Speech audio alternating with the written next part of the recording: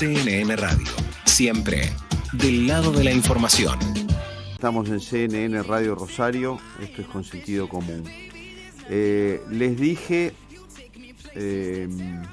ayer que mañana miércoles a las 18:30 y por streaming, el Foro Regional Rosario está presentando una charla de Gustavo Gravia, que es periodista y probablemente el que más involucrado esté en el tema barras bravas, y Diego Yuma, que fue subsecretario en Seguridad Preventiva del Ministerio de Seguridad de la provincia de Santa Fe y es especialista en seguridad, y van a tocar justamente el tema barras, dentro de todo el ciclo que está haciendo el Foro Regional Rosario, que es muy bueno, y que apunta a todo lo que tiene que ver con la seguridad o con la inseguridad. Hemos conversado cuando funcionario con Diego Yumá varias veces, ahora ya fuera, con perspectiva, nos va a poder contar mejor algo de lo que mañana van a tocar en este streaming del foro. ¿Qué tal, Diego? ¿Cómo va? Marcelo Fernández, buen día y muchas gracias por conversar con nosotros y por el espacio que se ha hecho para poder charlar. Muchas gracias a ustedes por darle difusión a la actividad de mañana, porque realmente va a ser muy importante, creo yo, parar un poco la pelota, utilizando una analogía futbolera, y analizar estructuralmente el fenómeno de la violencia vinculada al fútbol y al entorno del fútbol, a la industria del fútbol, a la gobernanza de las instituciones que es el fútbol y el rol que juegan dentro de ese ecosistema los violentos. Y en este son los barra bravas. En este ecosistema, por llamarlo de alguna manera, Diego, ¿por dónde hay que empezar el análisis?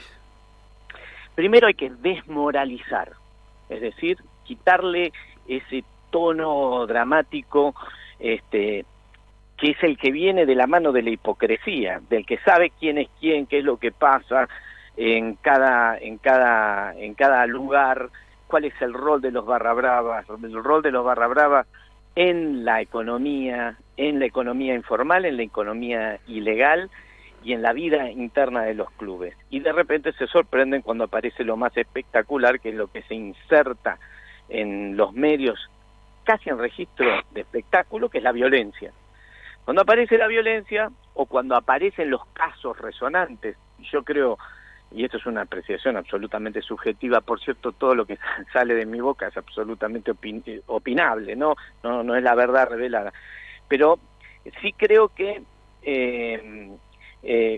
la sociedad santafesina, y en particular la de Rosario, está medio anestesiada ya, porque un escándalo supera al otro, una purga policial supera a la otra, y los casos judiciales sobre las mafias del narcotráfico que revelan roles transversales de los barra brava en la violencia narco de uno o de otro club o de los otros clubes de Santa Fe también, ya están un poco anestesiados, pero en las investigaciones judiciales, tanto como en las prácticas sociales, todo el mundo sabe cuál es el rol de las barras bravas, estas formas coercitivas, extorsivas, de organización jerárquica que hemos invisibilizado como problema. Entonces lo primero es no escandalizarse, porque cada vez que alguien se escandaliza con el tema de la barra brava hay un poco de hipocresía en el fondo. Sí. Porque todos los dirigentes trabajan con los barra bravas para alcanzar el número de votos que necesitan en virtud de la baja y escasa participación democrática que hay en las elecciones de los clubes. Entonces sí o sí saben quién es quién. Los dirigentes de fútbol, los dirigentes políticos, los dirigentes de las economías, que o transan o luego en momentos, por ejemplo, de vacas flacas, que es lo que nos ocurrió a nosotros cuando con Marcelo Saín nos hicimos cargo de las políticas públicas de seguridad durante un año y medio, en una pandemia sin público. Entonces ahí hubo una transformación de esas estructuras violentas, porque la violencia es su lógica, la de las barras bravas, hacia la extorsión fundamentalmente, pues ya no había más choripanes, no había reventa de entradas, no había forma de vender el merchandising. Diego, usted lo que está diciendo que este tema de las extorsiones lo encontraron ante la falta de ingresos, por llamarle de alguna manera, derivado del fútbol. Exactamente, hubo un incremento de la extorsión sobre aquellos actores de los cuales los barra brava saben que tienen dineros que no pueden justificar y por tanto no pueden tampoco reclamar legalmente. Diego, vuelve a quedar la política involucrada en todo esto por lo que usted está diciendo, ¿no? Porque recién estaba leyendo un artículo, me preguntaban, un artículo en Infobae de hoy, la interna sangrienta que desnudó los vínculos entre los capos de la barra de Newell's y los monos. Yo creo que casi todo el mundo en Rosario o sabía, o sospechaba, o le dijeron, o intuía que la barra de Newell's y la barra de Central tenían un mismo jefe, que eran los monos. ¿Por qué? Son sangrientas, son violentas, son bravas. Ahora, entre ellas no tienen un solo conflicto, es raro, ¿no es cierto? Se matan en los barrios, pero las barras, con el encono que hay en esta ciudad, con lo picante que es el fútbol en Rosario, y con lo bravo que son las barras, entre ellas no hay un solo problema, no hay un solo conflicto, no hay un solo enfrentamiento, no hay un solo problema. ¿Por qué? Porque trabajan para el mismo equipo. Me da la impresión a mí, dígame si estoy equivocado. Y la política, y como usted dice, y los dirigentes, y todo, y saben quién es quién. ¿Quién es quién? Claro. Y miramos para otro lado. Sí. Claro, porque se ha normalizado y porque cuando efectivamente uno quiere avanzar sobre la matriz del problema, no es con el barra brava. Porque el barra brava, no hay una externalidad de la barra brava con relación a la vida social de los clubes, a la política y a la economía. La barra brava es una manifestación, en el caso de Santa Fe en particular, y me refiero a la provincia entera y a Rosario en particular, en el caso es más claramente el emergente notorio de una red de relaciones sociales. Entonces, cuando lo detienen ahora, a la semana pasada, o al anterior, al fundador de los monos, al viejo cantero, el tipo tenía en su fuero privado, en su casa, estaba abrigado con los colores de Rosario Central. Acá había un proceso de profesionalización del rol extorsivo que cumplen estas organizaciones de bandidos mafia. Digamos, bandidos porque tienen niveles de organización inferiores a la capacidad de generar una estructura. Sí, porque no son sofisticados. No son sofisticados hasta que se sofistican. Entonces, hay un proceso de profesionalización al mismo tiempo que hay un proceso de lucha interna por quién es el que captura esa renta. El jefe puede ser el vicecantero de las dos facciones. Lo cierto es que yo creo que es siempre más complejo porque la inestabilidad dentro de la barra brava de Newell's implica que hay un movimiento. Hay algo que no es como en la barra de Central.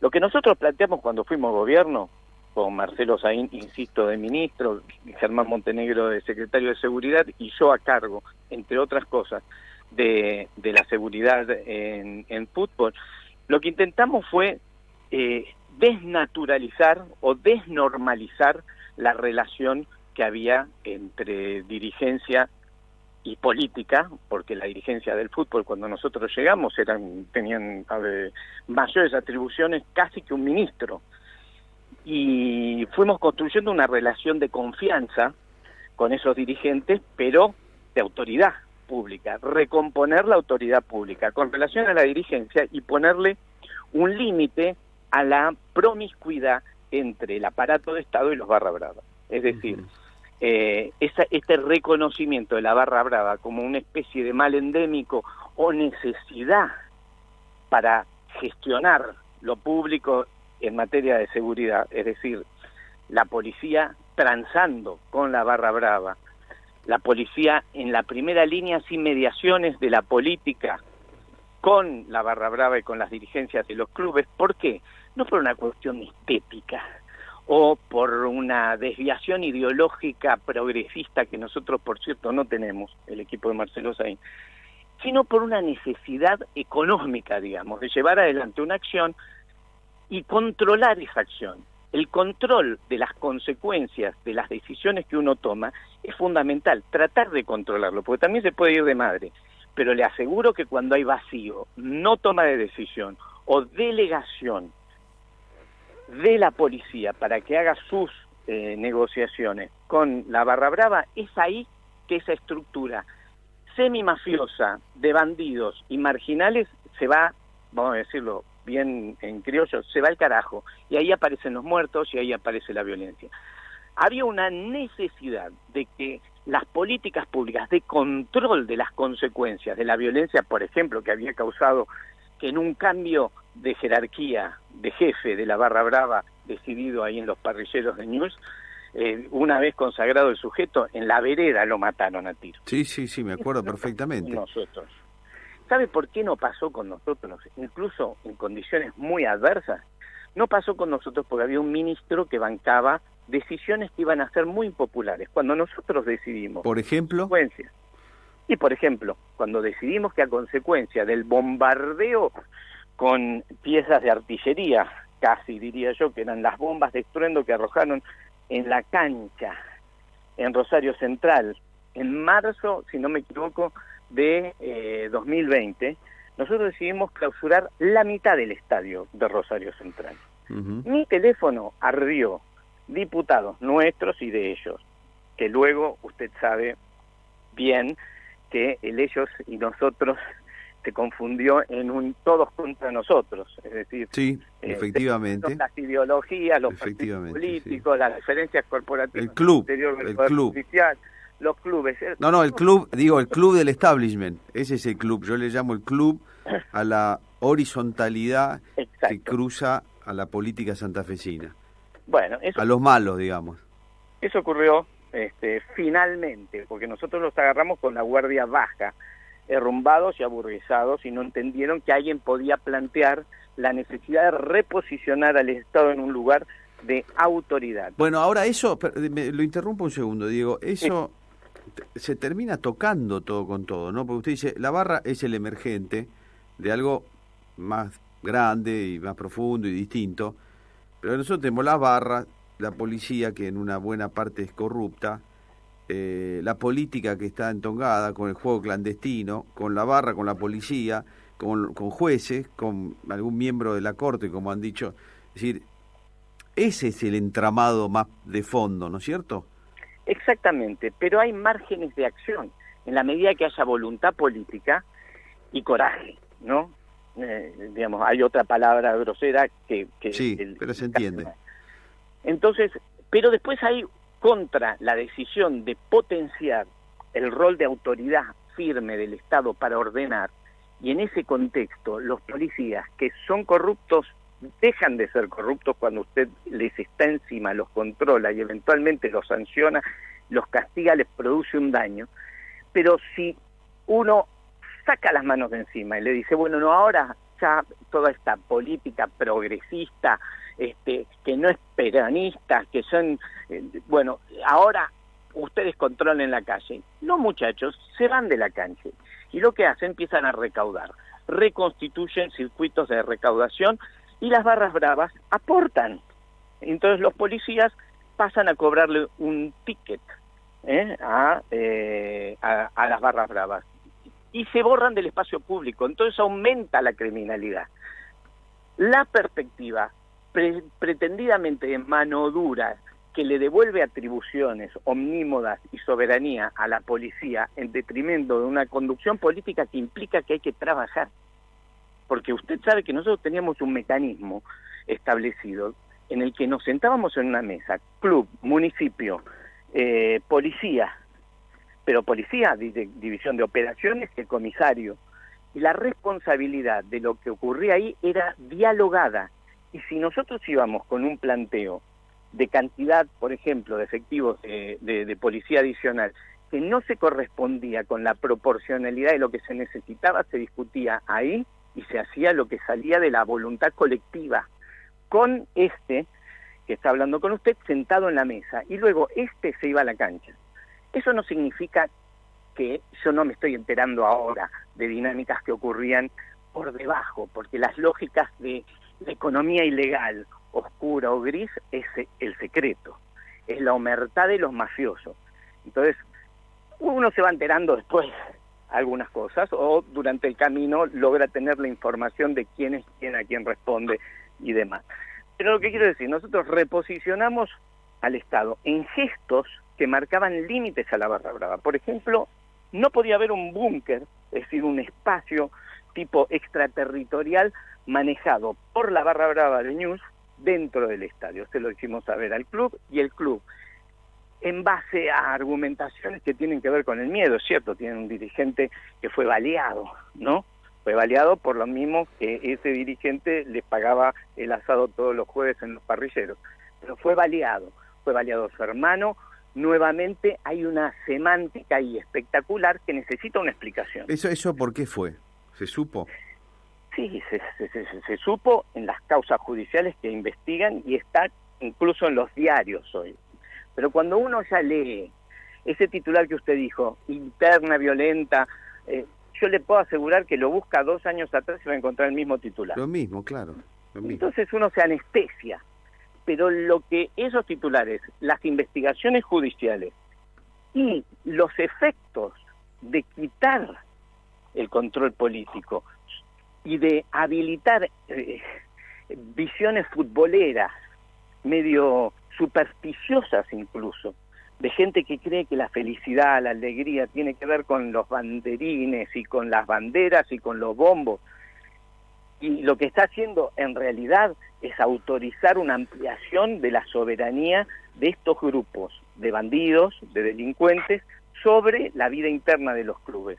Y es un condicionamiento muy grande, porque cuando nosotros, por ejemplo, le pusimos límites, eso quiere decir, nuevamente, el funcionario con sus funcionarios que cumplían los objetivos. Usted tiene que tener objetivos políticos para plantear: yo quiero esta acción para alcanzar esos objetivos políticos. Al mismo funcionario policial o funcionario del Ministerio de Seguridad, usted le quita esos objetivos, le dice hagan lo que quieran, y el tipo va a hacer lo que quiera. Sí. Y lo que quiere va a ser ir a buscar la renta, un pedazo de la renta de esa economía en negro que circula en el ecosistema del fútbol. Entonces, con nosotros, un día, la barra brava de la facción del Nano Leiva quería entrar toda entera, iba a ser un amasijo de gente adentro del estadio poco antes de que nosotros nos fuéramos, y nosotros le pusimos un límite. Y los señores extorsionaron, empujaron, tiraron abajo la barrera, pasaron por arriba de los policías, los aplastaron todos, y nosotros nos mantuvimos firmes para que eso no ocurriera. Ese límite se llega cuando hay una decisión política y el funcionario está puesto ahí. Ahora, cuando no está la decisión política, y la decisión política se fija en otra cosa, que tiene que ver con los mecanismos de recaudación, y los terminan disparando a la policía. A ver, ¿qué hubiera pasado si a la policía de Santa Fe le disparaban? Por Dios, no conozco otro caso en la historia que las barras bravas le disparan con armas de fuego, hieren a 2 policías, y eso queda en una anécdota secundaria en un diario. Eso es un signo de anomia y de fracaso de las estrategias que delegan la conducción estratégica y táctica en la policía. Insisto, el problema no es que haya individuos inmorales o afectados que sean corruptos. Los mismos individuos, si usted los pone en un cuadro de gestión pública, de administración de lo público, y le dice el objetivo es este, y usted eso que podría hacer lo va a tener que hacer a ocultas y con el riesgo de que, si yo me entero, le rompo la crisma, por las vías obviamente legales. Sí, hoy ¿cómo está parado eso? Porque hoy yo veo un ministro de Seguridad que podrá ser una buena persona, no lo sé, pero nada, no tiene control de lo que está pasando Siempre es bueno no hacer nombres. Bueno, pero en algún punto digo hay que hacer nombres, porque por no hacer nombres no hay responsables. Claro, los responsables son un entretejido, e insisto, no habría barras bravas condicionando la vida social de los clubes y la política de seguridad si no hubiera un entramado social en el que se insertan, en el que le parece más o menos bien a la dirigencia, que son empresarios. Los dirigentes son empresarios, sí. Son empresarios, eso quiere decir que están insertos en el cuerpo de la sociedad y que manejan estos volúmenes de dinero en negro para darle a la barra brava para que vaya a comprar millones de pesos de pirotecnia. Entonces, si viene un funcionario a niveles de conducción, que puede ser el ministro actual, que es muy futbolero, por cierto, pero no va a ser la decisión unívoca de un... Pero también si uno se pone en el lugar del dirigente, llega usted como dirigente, no sé de qué club es, pero el que sea. No. Y de golpe... Ahora sí puedo decirle que no soy de ningún club. Bueno. Antes le hubiera respondido con un evasivo, que no soy de ningún club. Bueno, y de golpe se encuentra dentro de ese sistema y usted ya está como dirigente. ¿Qué hace? No les da plata. Yo le digo lo que dicen los dirigentes, no le da plata, le revientan la cabeza, le revientan el club, le revientan los autos, le revientan la familia, lo aprietan, lo amenazan. Le da. Va a hacer la denuncia, a la policía, va a hacer la denuncia a la política, no le dan bolilla. Mire, usted no me conoce personalmente, pero yo soy muy escaso en materia de volumen como para proyectar temor a alguna persona que pueda significar que yo lo hiera o lo agreda físicamente. Y yo soy, en estos 2 años, la única persona que denunció a dirigentes, penalmente, a dirigentes de clubes, de Rosario Central, y que detuvo a barras bravas que estaban extorsionando activamente a jugadores y a dirigentes en el caso de Colón de Santa Fe. Y mido 1,66. ¿Qué pasa? ¿Soy Superman? ¿Estoy blindado o estoy psiquiátrico que no le tengo miedo? No, señores. El argumento del temor de no darles plata no es ese. No es que no les dan plata y entonces los van a tirotear. El volumen del negocio, por ejemplo, de los recitales en los clubes, el volumen es tan grande que hay otras cosas por detrás cuando balean a un dirigente. Hay cosas que no se ven. Hay gente que tiene que llevar plata de acá para allá y que se queda con una comisión y después lo tirotean. Participan del negocio, de la ilegalidad. Por eso digo, acá hay un ecosistema complejo que es necesario entender para no caer en la crítica moral de las desviaciones patológicas de los marginales. Los marginales se han profesionalizado con el paso del tiempo, los bandidos de las barras bravas se han profesionalizado. Y hay gente que lo ve muy bien y que quiere como modelo el caso del Pichín conduciendo la barra brava de Central durante 20 años, porque eso creen ellos da estabilidad. Pero eso es una cesión de las potestades de autoridad del Estado sobre actores marginales y nunca termina bien. Nunca termina bien. Nos fuimos nosotros y les tirotearon a la policía. A ver, les tirotearon a las policías. Los barras bravas entraron al entrenamiento de Rosario Central y los apretaron a los jugadores. Eso es signo, no sé si de las desviaciones ideológicas del ministro. No, yo creo que el ministro comparte esta visión futbolera del mundo y de la política y de todo, pero el ministro tiene un jefe también y además tiene laderos. Sí. Y tiene funcionarios que tienen que ejecutar, que tienen que ejecutar políticas públicas. Entonces es un complejo. Bien. Me quedaría, Diego, conversando mucho más con usted, pero para eso tenemos el streaming de mañana a las 18:30, organizado por el Foro Regional de Rosario, donde está la persona con quien estamos conversando, Diego Yuma, y Gustavo Gravia, que es periodista y también conoce mucho de barra. Este fue el precalentamiento, Diego. Mañana, en todo caso, y con mucho más tiempo podemos profundizar más porque es un tema central, me parece a mí. Sí, Central y News. Central y News, efectivamente. Abrazo y gracias por el tiempo. Sabíamos que estábamos apretados de agenda, le agradecemos mucho que se haya hecho un hueco. Muchas gracias a ustedes. Adiós, hasta luego. conversábamos con Diego Yumá, como les dije, es especialista en seguridad y fue subsecretario de Seguridad Preventiva del Ministerio de Seguridad de Santa Fe hasta hace poco tiempo atrás. Todo un tema de las barras y la vinculación con los dirigentes, con la policía, con la política. Por eso les digo, mañana si quieren, se anotan, se enganchan en este foro, se puede charlar bien, porque después de la exposición hay preguntas, y hay debates, y hay opiniones, y la gente que participa es piola, y la verdad que se pone muy interesante.